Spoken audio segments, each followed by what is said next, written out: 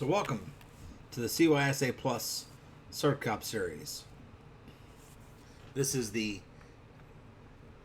first module in a series of many modules. So the CompTIA CySA Plus exam has been updated, and we're going to look at some of those new changes. So the focus in this course is going to be on cybersecurity analysts. So if you're just entering the cybersecurity field or you've been working in the field for a while, the CySA Plus is a good certification to obtain to further your career and your understanding of the tools and techniques that are involved with being a cybersecurity analyst. So some of that involves thinking like the hackers do, planning and carrying out attacks. So you need to understand how those attack methodologies work so you can be able to protect your organization against those threats, or advise them on how to best protect your organization against cybersecurity threats.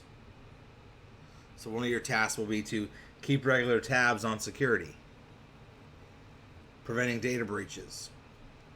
And then if data breaches do occur, which they inevitably will, then you'll have to figure out how to deal with the incident, including some managed response, and maybe restoring from backups, getting things back to normal, all while maintaining business continuity. /cybersecurity-analyst. And you can scroll down here and you can see an overview of the certification. So this is a cybersecurity workforce certification. You can see that CompTIA CySA Plus is the only intermediate high-stakes analyst certification with both hands-on performance-based questions and multiple-choice questions. So this focuses on the candidate's ability to not only capture, monitor, respond to network findings, but also emphasizes software and application security. We're going to be talking about the software development lifecycle. We're going to be talking about topics like cloud and developer operations, agile. We're going to get into security automation. We'll talk about threat hunting and how the various sources of intelligence that are employed in that process. We're going to get into regulatory compliance, of course, which quite frankly may drive a lot of your security efforts.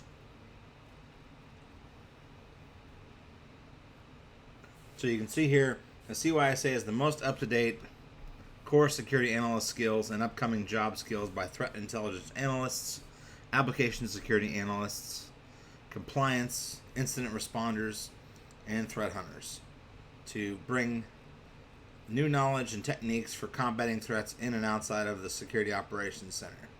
So the CSO 001 exam was retired on October 21st, 2020. And the CSO 002 exam is the new exam. So we have not only looking at the threats from an advanced persistent threat approach, APT, we're also going to look at the broad attack surface. We're going to give you the skills to proactively defend and continuously improve your security posture, because it's not a one and done proposition. There's no tool, there's no magic pill that's going to get you successful in stopping all attacks. But what this course will do, will give you a good overview and a good knowledge and some hands-on with how to go about detecting these types of threats in your organization.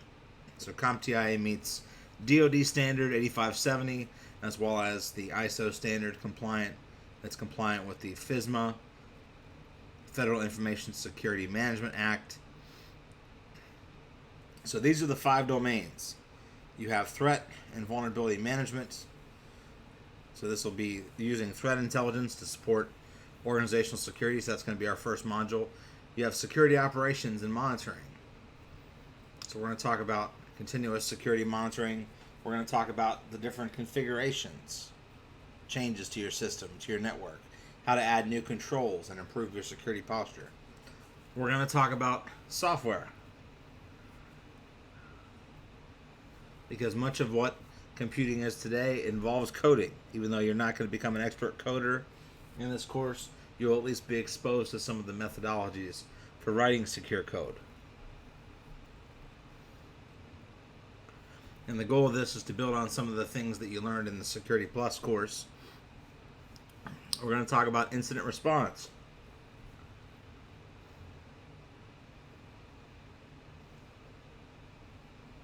Including incident response procedures, how to recover from different attacks, denial of service attacks, cross-site scripting, server-based attacks. And of course, compliance and assessment. So these are the different jobs that can use the CySA Plus exam. You have the security analyst, tier 2 SOC analyst, security engineer, you might call it incident response or incident handler, threat hunter, threat intelligence analyst, application security analyst, or even a compliance analyst. And here you can see on the left some of the organizations that have contributed to the development of CySA.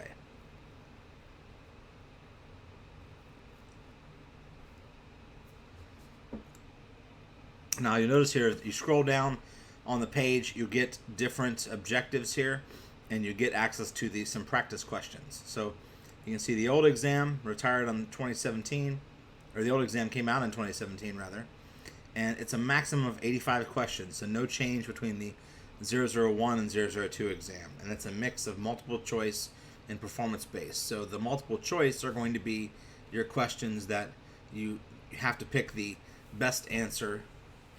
The performance-based questions could be a mix of drag and drop questions, putting things in a certain order, or even analyzing a exhibit. So you have 165 minutes for the exam, and you have to get a 750 out of a 900 scale. And they recommend that you have between 3 to 4 years experience, recommended Network Plus or Security Plus. There's no official prerequisite, and typically this certification is good for 3 years after launch.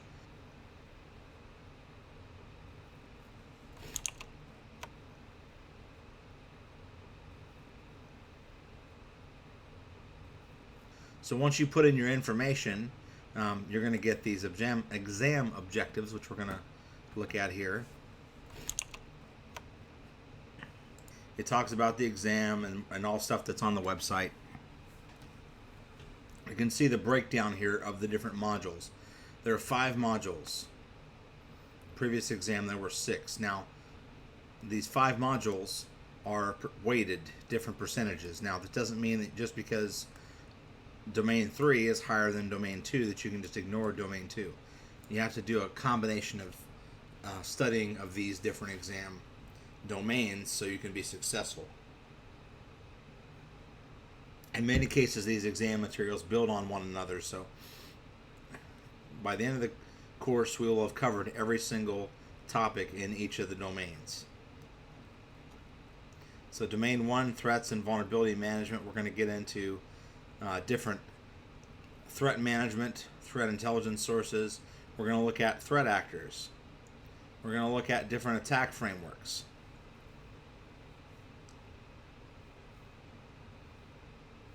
We're going to talk about different research options that are out there and how to model threats effectively.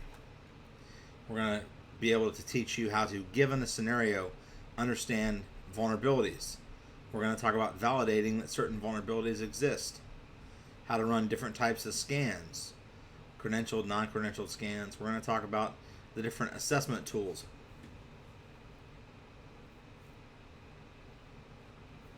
The various types of web application scanners, different infrastructure vulnerability scanners like Nessus, OpenVAS, Qualys. We're going to talk about static and dynamic analysis.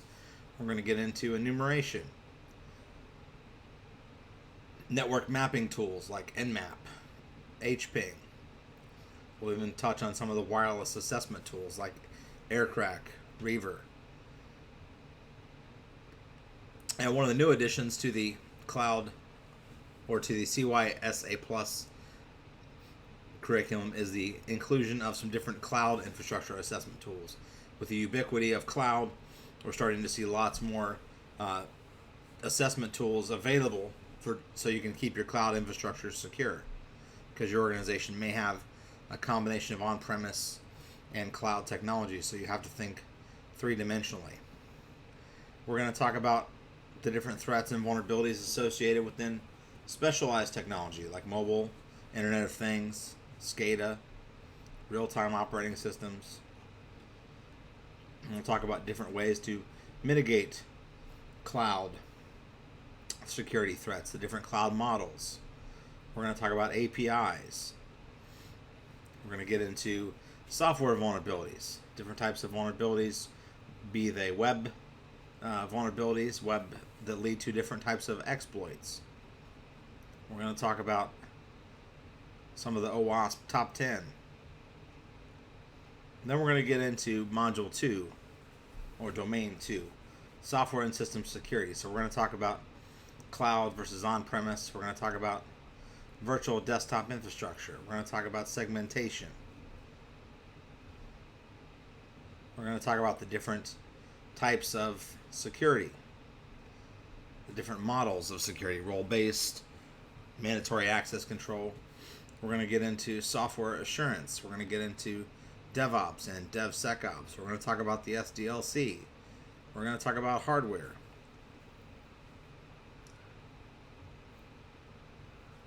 And best practices. Finally, security operations and monitoring, the third domain. So we're going to talk about heuristics. We're going to talk about malware, reverse engineering malware. We're going to talk about network. We're going to get into security logs, security log analysis. We're going to get into SIEMs, security information and event monitoring. We're going to talk about whitelisting, blacklisting. We're going to talk about firewalls, DLP, network access control. We're going to get into malware signatures, sandboxing, and as well as the importance of being proactive in threat hunting, coming up with a hypothesis, how to profile different threat actors, how to reduce the attack surface area and the attack vectors. And then we're going to talk about different automation tools for security, whether it's scripting tools. We're going to talk about using automations, protocols, and standards like SCAP, the Security on Content Automation Protocol. And then domain 4, we're going to get into incident response. So we're going to look at the incident response process.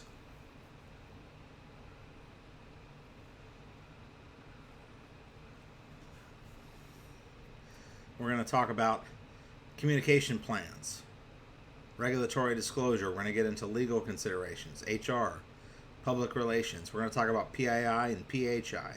We're going to, given a certain scenario, we're going to talk about appropriate incident response and methodologies, from preparation to detection, containment, eradication, recovery, and post-incident activities. We're going to talk about indicators of compromise, whether they are network related, host related, or application related. We're going to get into forensics, virtualization. We're going to talk about network forensics using Wireshark, TCP dump. Mobile forensics. We'll talk about hashing, data carving, data acquisition. And finally, we'll get into compliance and assessment. This involves understanding the importance of data privacy and data protection. Being able to understand who owns the data, whether it's in the cloud or whether it's on-premise. Data sovereignty. We'll talk about non-disclosure agreements, different standards. We'll talk about digital rights management and various access controls that can be put onto data while it's both in transit and in use. We'll talk about business impact analysis, risk calculations. We'll talk about risk prioritization. We'll get into the different kinds of exercises with respect to risk mitigation, like red team, blue team, white team. We'll talk about supply chain assessment to make sure that you're getting your hardware from a hardware root of trust. And we'll talk about the different frameworks, policies, procedures, and controls, including risk-based frameworks, different security policies like the acceptable use policy, and the different types of controls.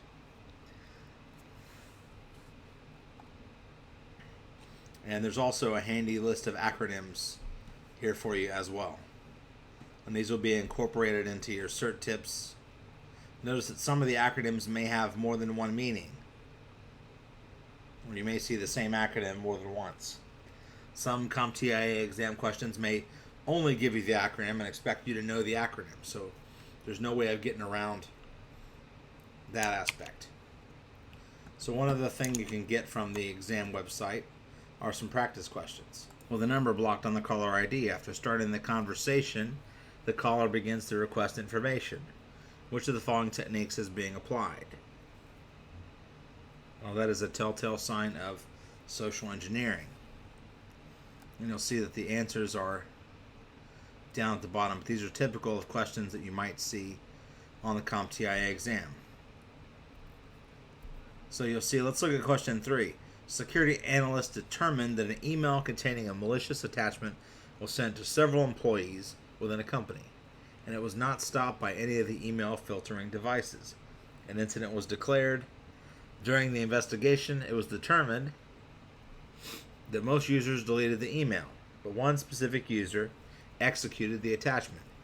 Based on the details gathered, which of the following actions should the security analyst perform next? Notice the capitalization of the word next. That's a key word right there.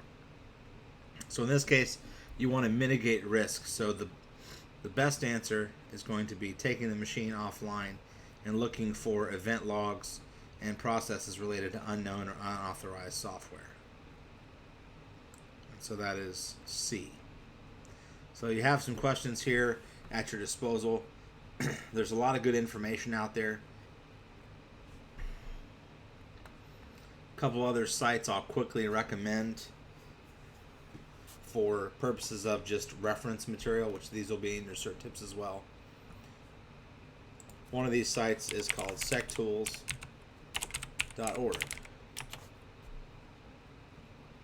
And this has a listing of all the top security tools, and many of these we'll cover during this course, whether it's Snort, Aircrack, Nessus, as well. Nmap.org is another useful link to have at your disposal because they have very robust documentation on how to use this tool.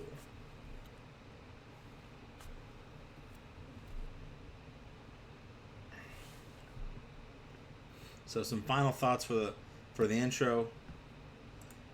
Study hard, apply yourself,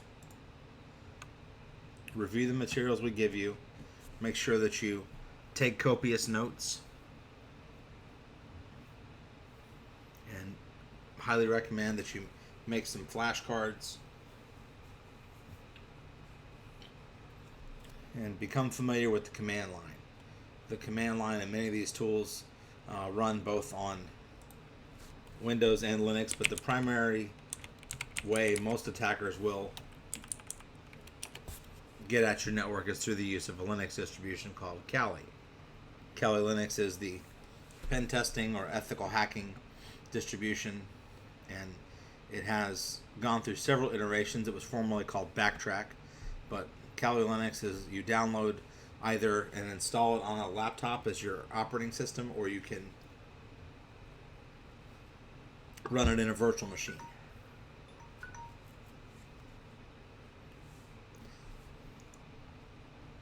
One other tool you may want to have for the course is VirtualBox. VirtualBox is free virtualization software. You can download this. It runs on Windows, Mac, Linux, just about any type of system that you have. And it has this extension pack that you'll want to download to make sure you're on the latest and greatest distribution. So you can run Windows servers, you can run Linux servers, you can run even security appliances in VirtualBox, all for free. So you'll notice here that on my system I have several virtual machines running. I have Kali Linux, I have CentOS, Ubuntu. These are all flavors of Linux. I even can have Windows servers. I can run open source SIM tools, which we'll look at in this course. So I appreciate your attention, and we'll see you in the first module.